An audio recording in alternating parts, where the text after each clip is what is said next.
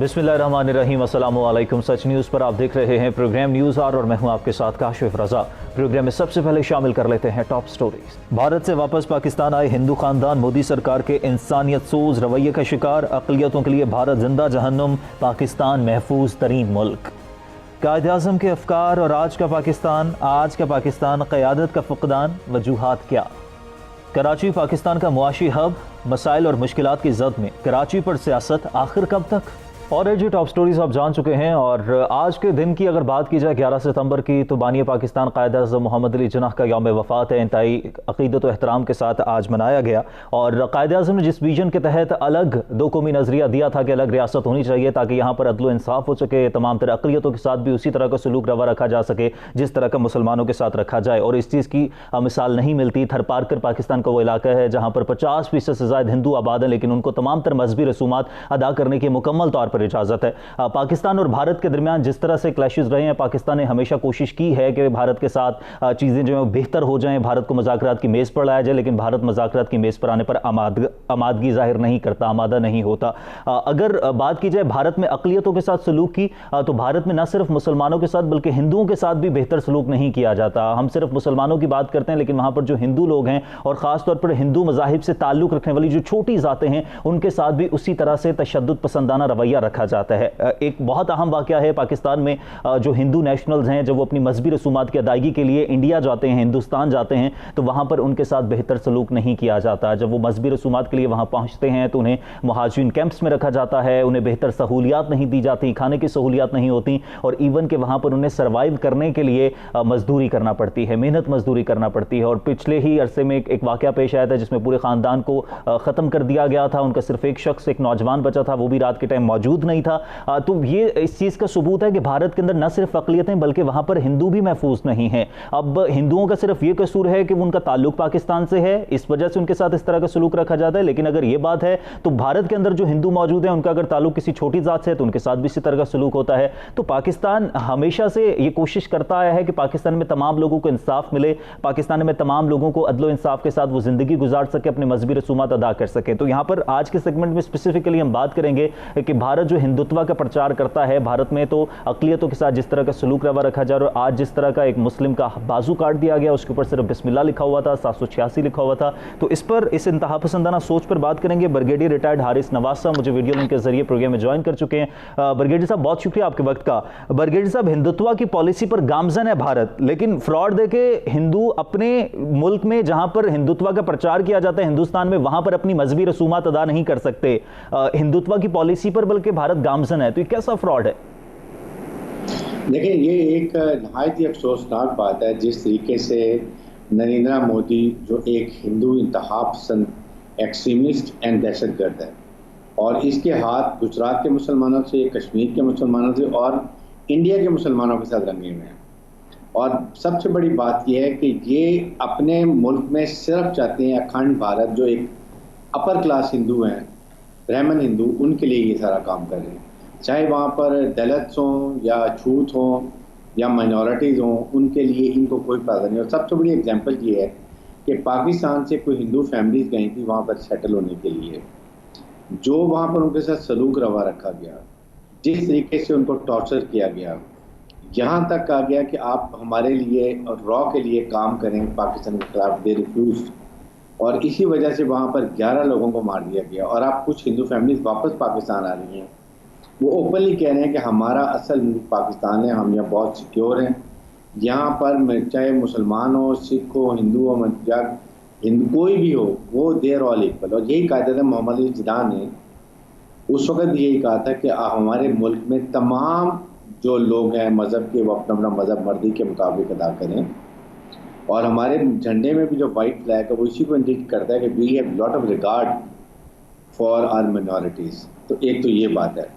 अब इसके बाद जिस तरीके से ये बुरी तरह फंस चुके हैं, ये लद्दाख में भी फंस गए, ये उसके बाद कश्मीर में फंस गए, उसके बाद अगर आपने देखा हो तो माइनॉरिटीज़ के केस में, एंड फिर उसके बाद CAN में, फिर NRP में, हर जगह पर ये बुरी तरह फंस गए हैं। और ये दुनिया में पूरे इस खित्ते में आइसोलेट हो गए हैं। अगर आप देखें, बांग्लादेश जो इनके साथ हर वक्त साथ होता उसने छोड़ दिया, नेपाल भूटान जो इनकी कॉलोनीज थी उन्होंने इनको छोड़ दिया, चाइना के साथ जाके लाभ कर लिया। इससे अंदाजा लगाएं कि ईरान ने भी छोड़ दिया, तो इंडिया पाकिस्तान को आइसोलेट करता करता अब खुद हो गया। और ये पाकिस्तान की बहुत बड़ी कामयाबी है और इस हिंदू इंतहा पसंद नरेंद्र मोदी की बहुत बड़ी नाकामी है। तो मेरे ख्याल में अब ये खुद मुश्किल में फंसे में है। मुझे उम्मीद है कि ये अनकरीब अब देखेंगे इनकी तोड़ फोड़ भी शुरू हो जाए। सही ब्रिगेड साहब, ये बात अब पूरी दुनिया पर वाज़ेह हो चुकी है कि भारत के अंदर जिस तरह से अक़लियतों का सलूक रवा रखा जा रहा है, जिस तरह से आपने भी कहा कि हिंदुओं में भी जो बड़ी ज़ात के लोग हैं उनका सिर्फ वहाँ पर होल्ड है। बैनुल-अक़वामी टूरिज़म भी अब भारत में कम हो गया है और इसकी वजह सिर्फ यही है कि अब दुनिया भर में ये कहा जाता है कि भारत सेफ मुल्क नहीं है। इवन अमरीका की तरफ से भी ये कह दिया गया। और अक़लियतों के हवाले से सिर्फ बात की जाए तो बल्कि हिंदू भी वहाँ पर महफूज नहीं है। आप क्या समझते हैं, इससे क्या वाज़ेह हो रहा है? कौन सी सोच है जो भारत में परवान चढ़ रही है? देखिए, जब इंतहा पसंद सोच है वो परवान चढ़ रही है। सेकंड ये है कि दुनिया ने भी अब रियलाइज़ कर लिया है कि आखिर कब तक दुनिया की ज़मीर को दबा के रखेंगे। ह्यूमन राइट्स ऑर्गेनाइजेशन है, international human rights watch dogs हैं, यूनाइटेड स्टेट्स के वॉच डॉग्स हैं जो ह्यूमन राइट्स के, जो यूनाइटेड स्टेट्स का कमीशन ह्यूमन राइट्स का, उन्होंने इनके खिलाफ बड़ी ओपनली जो है वो इंक्वायरी की है और चार्जशीट किया और यहाँ तक कहा कि इनको कि पूरी दुनिया से अलग करें, इनको यूएसए का वीज़ा नहीं देना चाहिए। जब वहाँ से कमीशन मकबूजा कश्मीर में आने लगा तो इन्होंने उनको वीज़े नहीं दिए। यूरोपियन यूनियन के लोग आने लगे, उनको वीज़े नहीं दिए। बात ये कि अब अमेरिका ने भी, यूरोपियन यूनियन ने भी और दुनिया ने ये रियलाइज़ कर लिया है कि अब ये दोगली पॉलिसी नहीं चलेगी और इंडिया से जो वो उम्मीदें रख रहे थे वो उनको डिलीवर नहीं कर सकते। नंबर एक उनकी उम्मीद ये थी कि जब वो इंडिया को चाइना के खिलाफ इस्तेमाल करेंगे, पाकिस्तान के खिलाफ इस्तेमाल करेंगे और सी पैक के खिलाफ इस्तेमाल करेंगे। बिकॉज अमेरिकन का सबसे बड़ा कंसर्न है कि दे डोंट वांट कि सी पैक बने और उसके लिए उन्होंने इंडिया को इस्तेमाल किया। लेकिन इंडिया की मिलिट्री जो है, फौज जो है वो अनट्रेंड, अनप्रोफेशनल है। वो सिर्फ पिछले 30-35 साल से कश्मीरी नौजवान औरतों, बूढ़ों, बच्चों को शहीद करती है और तो ये कुछ कर नहीं सकते हैं। ऑन द कॉन्ट्री पाकिस्तानी फौज जो है बैटल हार्डेंड है, फुली ट्रेंड है, 40 साल से दहशतों के खिलाफ लड़ाई कर रहे हैं। सिंगल हैंडेडली हमने पूरे मुल्क दहशतगर्दी ख़त्म कर दी, जो एक बहुत बड़ा कारनामा है। बल्कि अब तो दुनिया की फौजें हमारे मुल्क में ट्रेनिंग लेने आती हैं। आप बताएं आपने ये कैसे किया। नंबर 2, उनको चाहिए था इंडिया की यूज़ करना था साउथ चाइना सी के लिए, वहाँ भी इन्हें डिलीवर नहीं कर सकता। आई थिंक आहिस्ता आहिस्ता अब अमेरिका भी रियलाइज़ कर रहा है पाकिस्तान की जो है वो इम्पोर्टेंस बढ़ रही है कॉमेडी ऑफ नेशन में। पाकिस्तान आइसोलेशन निकल रहा है, हम एफएटीएफ इंशाल्लाह इस दफ़ा निकल जाएंगे, जबकि इंडिया पूरी कोशिश कर रहा है। एक इंडिया बहुत बड़ा टेररिस्ट मुल्क है। गुलबशन यादेव की मिसाल है, स्टॉक एक्सचेंज में ये इंटरफेयर कर रहे हैं, बलोचिस्तान में ये इंटरफेयर कर रहे हैं। ओपनली इनका प्राइम मिनिस्टर इनके वहाँ पर रिटायर्ड फौजी और रॉ के एजेंट्स अजीज जवाल कहते हैं नहीं हम बलोचिस्तान को लहदा करेंगे, हम सपोर्ट करेंगे। ये सारी चीज़ें इनके खिलाफ जाती हैं। पाकिस्तान को आई फील कि एफएटीएफ में जाना चाहिए इंडियन स्टेट टेररिज्म के खिलाफ और जो फंडिंग कर रहे हैं पाकिस्तान में डिस्टेबलाइजेशन करने की। तो ब्रिगेड साहब, फिर ये सारी जब सिचुएशन है, पाकिस्तान को तो पॉजिटिव वे में जो जागर हो रहा है, भारत लाख कोशिश करता है कि ये कहे कि पाकिस्तान में अक़लियतें महफूज नहीं है, लेकिन सबके सामने है कि पाकिस्तान पुरअमन मुल्क है, ना सिर्फ मुसलमानों के लिए बल्कि अक़लियतों के लिए भी। तो अक़लियतों के खिलाफ, मुसलमानों के खिलाफ और हिंदू छोटी ज़ात के खिलाफ भारत के अंदर जो नफरत बढ़ रही है, भारत की या किन खलफशारों में फंसा देगी भारत को? I think things are very clear. देखें, एक याद रखिए, अल्लाह ताला जब किसी कौम को सज़ा देना चाहता है तो वहाँ के लीडर ऐसे लेकर आता है। ये एक उनके ऊपर अजाब नावल हुआ है पूरे इस खित्ते के अंदर। ये जो है नाजीज़म को ही चलाता है। ये इजराइल के प्राइम मिनिस्टर नेतन्याहू, ये उनकी लाइन पे चल पड़ा है। जैसे वो पैलेस्टाइन में जो जुल्म कर रहे हैं, ये कश्मीर में जुल्म कर रहे हैं। ये भी समझ रहे, लेकिन ये रियलाइज़ वन थिंग नहीं कर रहा और ये पूरी दुनिया रियलाइज़ नहीं कर रही है। देखें, इराक तबाह हो गया, लीबिया तबाह हो गया, सीरिया तबाह हो गया, यमन तबाह हो गया, अफगानिस्तान तबाह हो गया। क्यों हो गया? क्योंकि वहाँ की फ़ौज बहुत कमज़ोर थी। अल्लाह का शुक्र है कि पाकिस्तान की फ़ौज बहुत स्ट्रॉन्ग है। वो it's a symbol of federation, strong federation, military strong and federation strong. अब इन लोगों ने ये रियलाइज़ किया कि पाकिस्तान की फ़ौज और अवाम में जो एक एतमाद है, इसको कम किया जाए और वो है फिफ्थ जनरेशन वॉर और हाइब्रिड वॉर। उसमें भी अभी चीफ आर्मी स्टाफ ने बड़ी क्लियर बात की है, पहले प्राइम मिनिस्टर ने बात की है। अवाम को साथ समझने की ज़रूरत है, हमारे सोशल मीडिया भी लोगों को समझने की ज़रूरत है कि हमने इसको कभी ऐसे नहीं होना चाहिए। हमने एनिमी के नैरेटिव को डिफीट करना है कि फौज और अवाम they have to remain strong. उनकी कोशिश ये है कि फौज को कमजोर करो और पाकिस्तान को अपनी मर्जी के मुताबिक चलाओ, अल्लाह ना करे छोटे हिस्सों में तकसीम कर दो। ये अब नहीं होगा। जिसकी वजह से अब इंडिया को प्रॉब्लम हो गई है, फौज कमजोर, एतमाद खत्म हो रहा है, माइनॉरिटीज खड़े हो रहे हैं, सिख खड़े हो रहे हैं, नागाज, मीजूज, अब भारत में अंदरूनी तौर पर भी आवाजें बुलंद होना शुरू हो गई हैं भारत के खिलाफ ही। बहुत शुक्रिया, ब्रिगेडियर रिटायर्ड हारिस नवाज साहब हमारे साथ मौजूद थे। और भारत में इंतहा पसंदाना सोच जो है वो परवान चढ़ रही है, इसीलिए ना सिर्फ वहां पर अक़लियतों के साथ बल्कि हिंदुओं के साथ भी उसी तरह का सलूक रखा जाता है। और जो बीजेपी के एजेंडे पर नहीं पूरा उतरता, उस सोच को आगे लेकर नहीं चलता, उसको खत्म करने की तरफ साजिश की जाती है। ब्रेक लेते हैं, ब्रेक के बाद वापस आएंगे। पाकिस्तान क्या वैसा ही पाकिस्तान है जिसका ख्वाब कायदे आज़म ने देखा था? यहाँ पर अक़लियतें तो महफूज हैं, लेकिन क्या तमाम तर तवाज़ुन बरकरार है? उसी तरह की सोच जो रखी गई थी पाकिस्तान को बनाने के लिए, क्या उस सोच की अक्कासी करता है ये पाकिस्तान? इस पर बात करेंगे ब्रेक के बाद। देखते रहिए न्यूज़ आवर।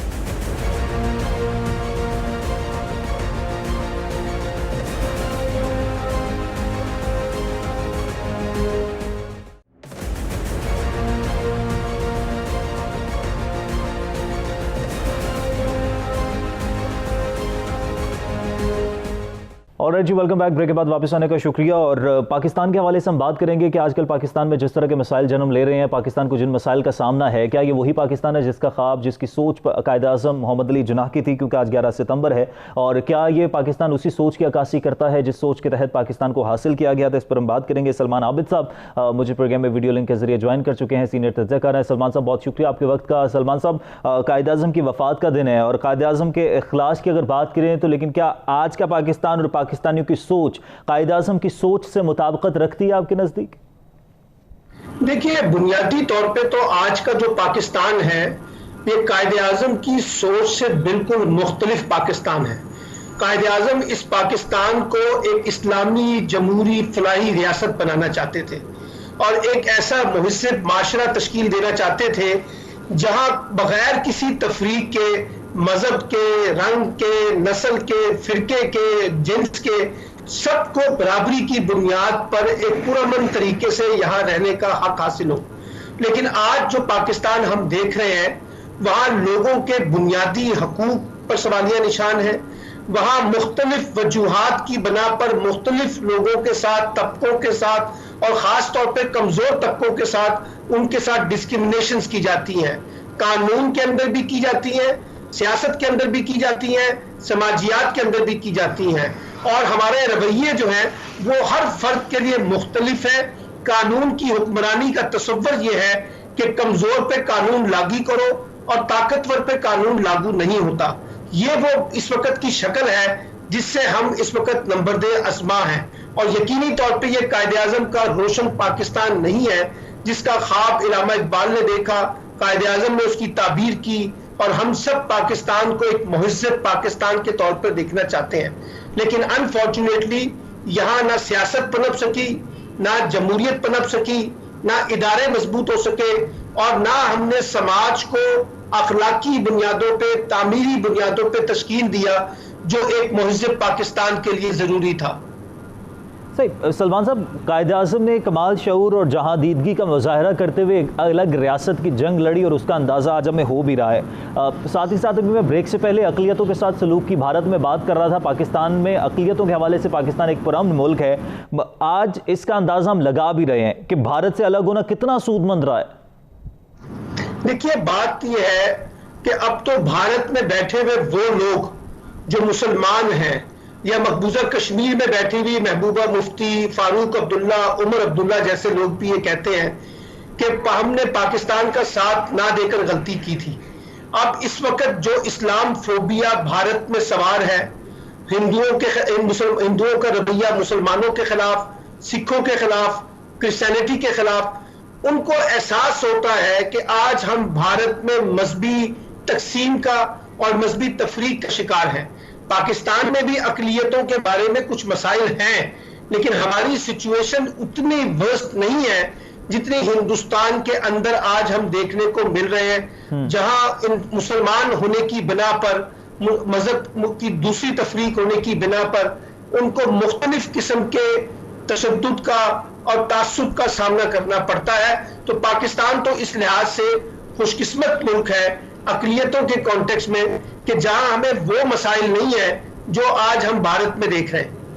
तो सलमान साहब, कायद-ए-आज़म मोहम्मद अली जिन्नाह का सबसे अहम पैगाम उनकी कायदाना सलाहियतों में भी झलकता था, मसावात, बराबरी, इंसाफ। जिस तरह से उन्होंने जो पैगाम दिया, उनके जो ख्वाब को शर्मिंदा ताबीर किया, उसके बाद अब जो पाकिस्तान आप कहते हैं कि उस पाकिस्तान की बिल्कुल बराबरी नहीं करता, उस सोच की अक्कासी नहीं करता, फुकदान कहाँ है? क़यादत का फुकदान है? कहाँ पर मसाइल है? क्या करने की ज़रूरत है? देखिए, बुनियादी फुकदान तो आपके पास एक मजबूत क़यादत का ना होना है, और क़यादत के साथ साथ जो माशरे की तामीर और तरक्की और तश्कील होती है, वहां तालीम भी अपना किरदार अदा नहीं कर सकी है।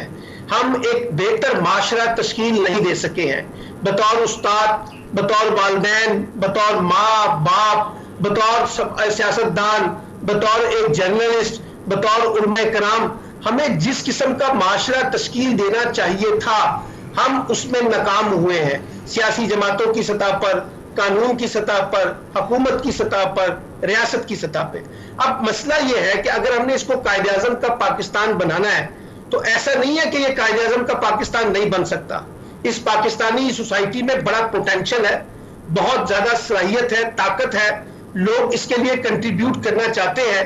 हम अगर अपनी डायरेक्शन ठीक कर लें, अपनी सिमत दुरुस्त कर लें, एक रोड मैप हमारे पास हो, एक मास्टर प्लान जिसे कहते हैं पाकिस्तान के तनाजुर में हो, तो आप देखिए, आप तालीम के जरिए, समाजियात के जरिए, सियासत के जरिए, इंसाफ के जरिए हमें अपनी समत दुरुस्त करने की ज़रूरत है, और एज अ सोसाइटी हमें आगे ग्रो करने की ज़रूरत है, डेवलप करने की ज़रूरत है। बहुत शुक्रिया, सलमान आबिद साहब हमारे साथ मौजूद थे। पाकिस्तान को मजबूत क़यादत की ज़रूरत है, एज अ मुआशरा हमें जो है ख़ुद को स्ट्रॉन्ग करने की ज़रूरत है, तो पाकिस्तान वैसा ही पाकिस्तान बन सकता है जिसकी सोच कायद-ए-आज़म ने रखी थी। और ब्रेक लेते हैं, ब्रेक के बाद वापस आएंगे। इस वक्त पाकिस्तान में बहुत सारे मसाइल हैं, ख़ासतौर पर कराची के मसाइल की बात करें तो कराची के मसाइल की ऑनरशिप अभी तक कराची के लोगों को नहीं मिल सकी है। इस पर बात करेंगे ब्रेक के बाद। देखते रहिए न्यूज़ आर।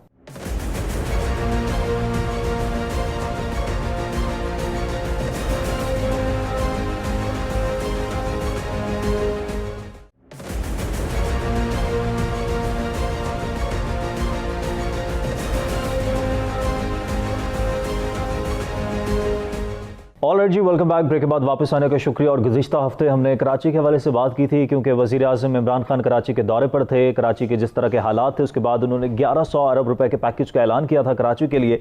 और उस वक्त जिस तरह से वज़ीर आज़म इमरान खान और वज़ीर आला सिंध मुराद अली शाह एक साथ बैठे हुए थे, तो उसके बाद ये लग रहा था कि शायद कराची के मसाइल को ऑनरशिप मिल गई है, अब वफाक और सूबाई हुकूमत जो है वो मिलकर कराची के मसाइल हल करेंगे।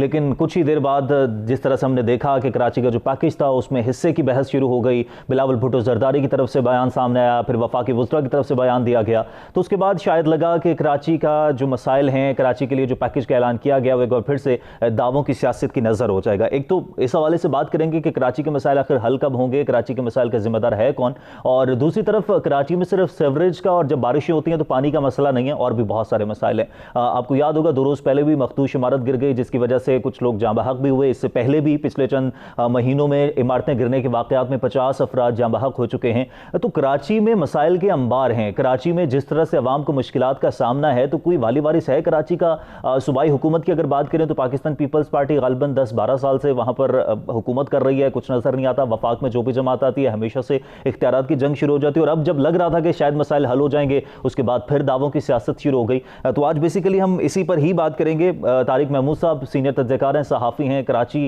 के तमाम तर मसाइल को नज़र भी रखते हैं, प्रैक्टिकली भी देख रहे हैं कि क्या सिचुएशन वहाँ पर चल रही है। तारिक साहब, बहुत शुक्रिया आपके वक्त का। तारिक साहब, पैकेज का ऐलान किया, और इससे पहले भी पैकेजेस के ऐलान होते रहे हैं, तब भी ये बहस की जा रही थी कि पहले भी पैकेजेस के ऐलान हुए, पहले भी दौरे होते रहे, इस दौरे में क्या मुख्तलिफ होगा? तो कहा जाने लगा कि वफाक और सूबाई हुकूमत अब मिलकर चीज़ों को बेहतर करेंगे, लेकिन जिस पैकेज का ऐलान हुआ फिर उसी पर ही बहस शुरू हो गई। तो क्या इस बार भी कराची के मसाइल दावों की सियासत की नजर ही हो जाएंगे? हाँ, बदकिस्मती है कि हालात उसी जानिब जा रहे हैं। पहला सवाल तो ये पैदा होता है कि 1100 अरब रुपए है क्या, और 1100 अरब रुपए की जो फिगर है वो कहाँ से आई है? क्यों पहले 700, 600, 800 की बात हो रही थी और प्राइम मिनिस्टर ने 1100 की बात की है? देखिए, 1100 अरब ये नहीं है कि ना वफाकी हुकूमत ये पैसे दे रही है, ना सूबाई हुकूमत दे रही है, ना 1100 अरब रुपए के कोई नए तरक्याती मंसूबे कराची के अंदर शुरू हो रहे हैं।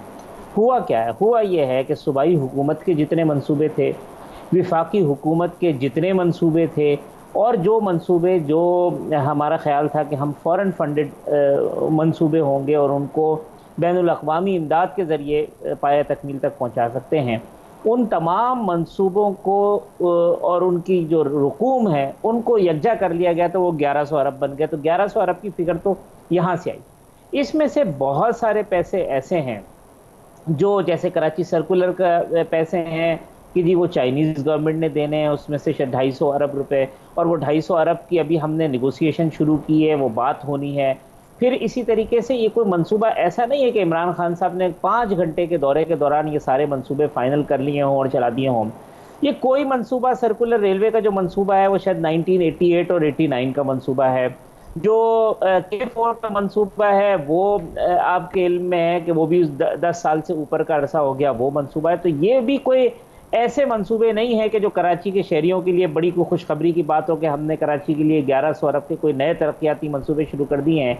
ये वो जो ऑन गोइंग प्रोजेक्ट हैं जो कि अशरों पर मुहित हैं कई, और सालों से जिनके ऊपर जो है कोई बात नहीं हो रही, और बहुत छोटी छोटी सी एलोकेशन के तहत जो है वो काम चल रहा है। तो सेम यही हुआ है अभी भी। अब मामला ये है कि कराची का जो मामला 1100 अरब है, अगर वो 3 साल में मुकम्मल हो जाना है जो दावे किए जा रहे हैं, तो 3 साल में मुकम्मल करने के लिए आपको एवरेज 400 अरब रुपए दरकार होंगे कराची पर खर्च करने के लिए, अगर आपने ये 1100 अरब के मंसूबे खर्च करने हैं। तो क्या 400 अरब रुपए विफाकी हुकूमत के पास हैं? क्या 400 अरब रुपए सालाना खर्च करने के लिए सिंध हुकूमत के पास हैं?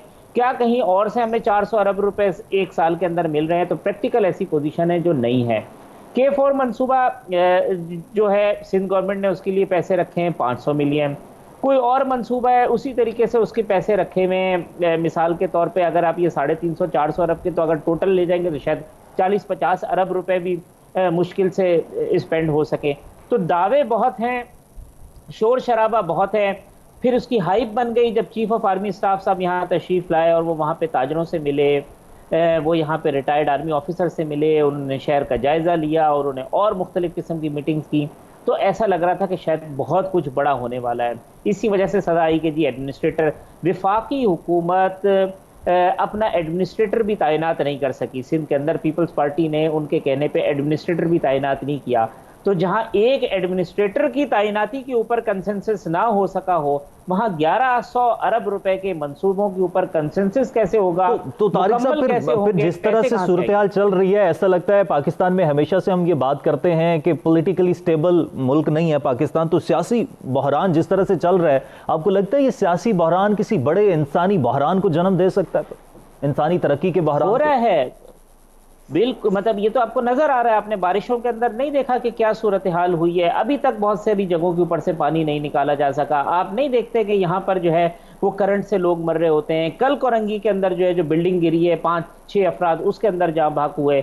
हर रोज शहर के अंदर जो है वो इमारतें गिरने के वाकयात होते हैं। आग लगती है तो फायर टेंडर नहीं पहुंच सकते हैं, फायर टेंडर पहुंचता है तो पानी नहीं होता है, इलाकों में बिजली नहीं है, ट्रांसपोर्ट का सिस्टम नहीं है, रोड्स नहीं है, तालीमी जो स्कूल्स हैं उनकी हालत बुरी है। तो इससे ज्यादा अलमिया और क्या होगा कि एक ऐसा शहर जो दुनिया के कई ममालिक से ज्यादा है, जिसकी आबादी जो है वो 3 करोड़ है, वहां पर बदकिस्मती की बात यह है कि अभी तक ये कंसेंसस नहीं है कि इस शहर के अंदर कितने लोग बसते हैं। कोई 1 करोड़ 60-70 लाख की फिगर आती है, chief justice of Pakistan 3.5 crore की फिगर देते हैं, कोई 2.5 करोड़ और 3 करोड़ की बात होती है। 20 दफा बात हो गई कि जनाब यहाँ के ऊपर जो है वो मर्दमशुमारी के ऊपर कोई ब्लॉक्स लगा के जो कुछ ब्लॉक्स को आइडेंटिफाई करके फिर दोबारा चेक कर लेते हैं।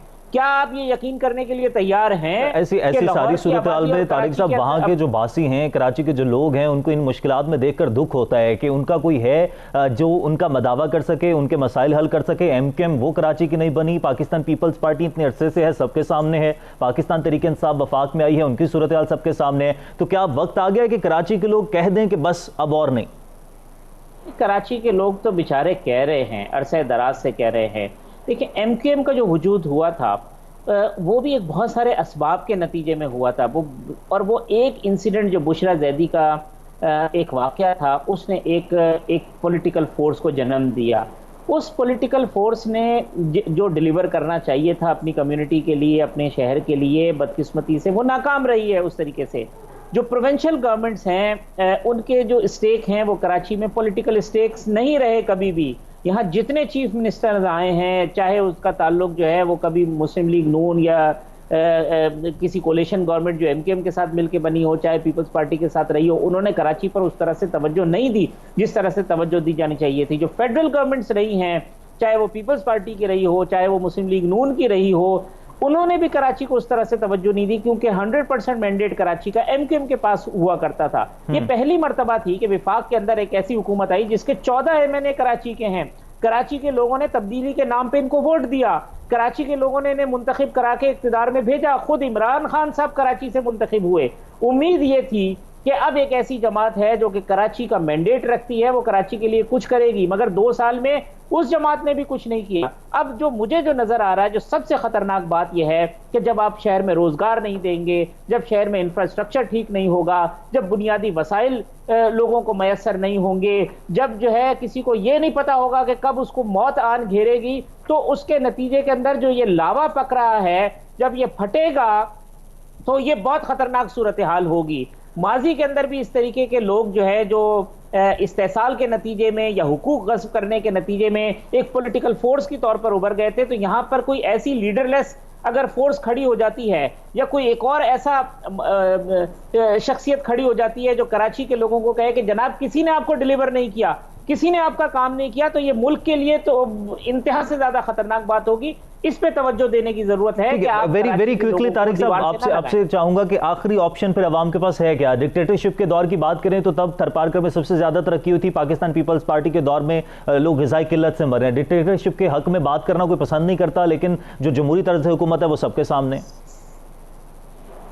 देखिए, ये एक ऐसी बहस है कि जी जो आमराना दौरे हुकूमत हैं वहाँ पे काम हो जाता है, लोग मुशर्रफ साहब के टाइम का भी हवाला देते हैं। इसमें कोई शक नहीं है कि परवेज़ मुशर्रफ साहब के दौर के अंदर कराची के ऊपर खासी रकम खर्च हुई, लेकिन ये हल नहीं है कि आप ये कहें कि इस बात को बुनियाद बना कर के पॉलिटिकल पार्टीज़ जो हैं उनकी कोई कमज़ोरी है। पॉलिटिकल पार्टीज अपनी जस्टिफिकेशन देती हैं कि हमें ये चलने नहीं दिया गया, हमें ये नहीं दिया गया। ये सोचने की बात है सियासी जमातों के लिए भी और उनके कायदीन के लिए भी कि जब वो डिलीवर नहीं करते हैं तो लोग डिफरेंट ऑप्शंस की बात करते हैं। जब वो लोगों को क्रक्स ऑफ द स्टोरी इसके जब तक कोई भी जमात डिलीवर नहीं करेगी तब तक अवाम के मसाइल हल नहीं हो सकते। बहुत शुक्रिया तारिक महमूद साहब। I have to wind up the conversation here. Karachi के मसाइल सबके सामने हैं। अगर दावों की सियासत इसी तरह से होती रहेगी तो कराची यूं ही मसाइल का गढ़ बनता रहेगा और कराची के अवाम मुश्किलात से दो चार रहेंगे। इजाजत दीजिए, अल्लाह ने के बाद।